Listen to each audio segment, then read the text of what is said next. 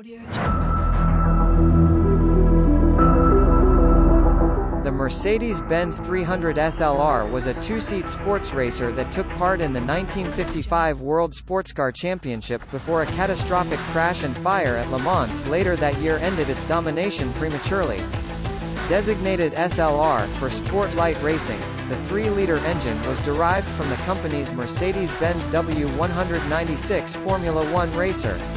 It shared most of its drivetrain and chassis with the 196's fuel-injected 2,496.87 cc straight-8 board and stroked to 2,981.70 cc and boosted to 310 brake horsepower or 230 kW.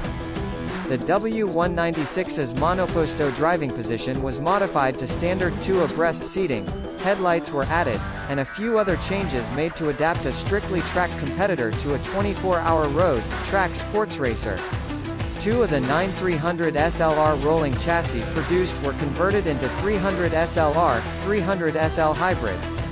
Effectively road-legal racers, they had coupé styling, gull-wing doors, and a footprint midway between the two models. When Mercedes cancelled its racing program after the Le Mans disaster, the hybrid project was shelved.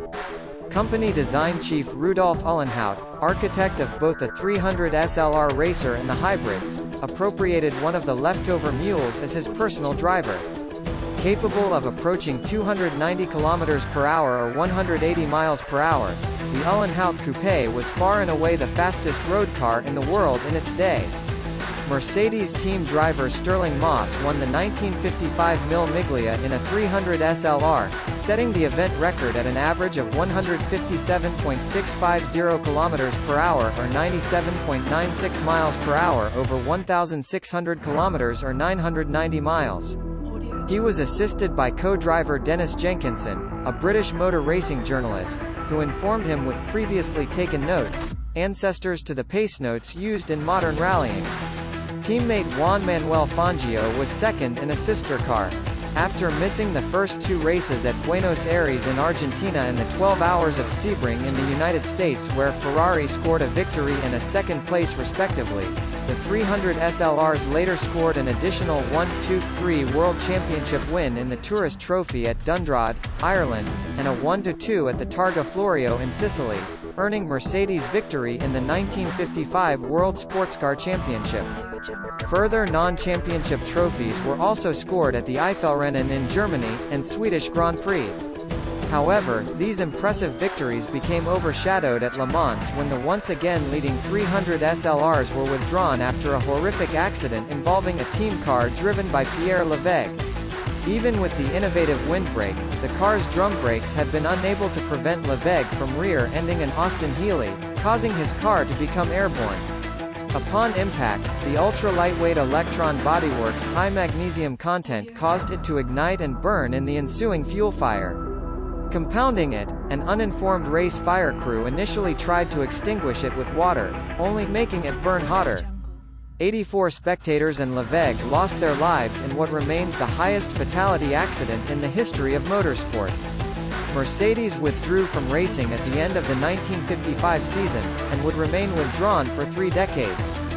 The road-legal 300 SLR racer known today as the Uhlenhaut Coupé was once the personal driver of its designer, Mercedes Motorsport chief Rudolf Uhlenhaut.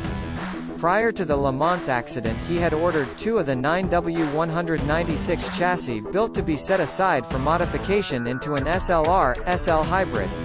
The resulting coupé featured a significantly more sculpted body than the 300 SL fitted over a slightly widened version of the SLR's chassis, with signature, gull-wing, doors still needed to clear its spaceframe's high sill beams.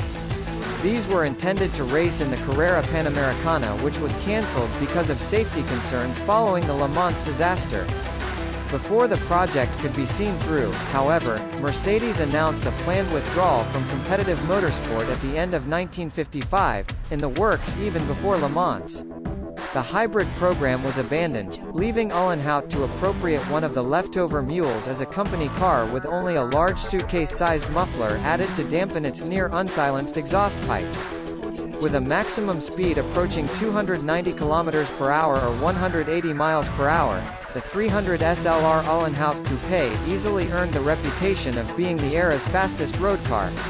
A story circulates that, running late for a meeting, Uhlenhaut roared up the Autobahn from Munich to Stuttgart in just over an hour, a 137-mile, 220 km journey that today takes 2.5 Leveg lost their lives in what remains the highest fatality accident in the history of motorsport.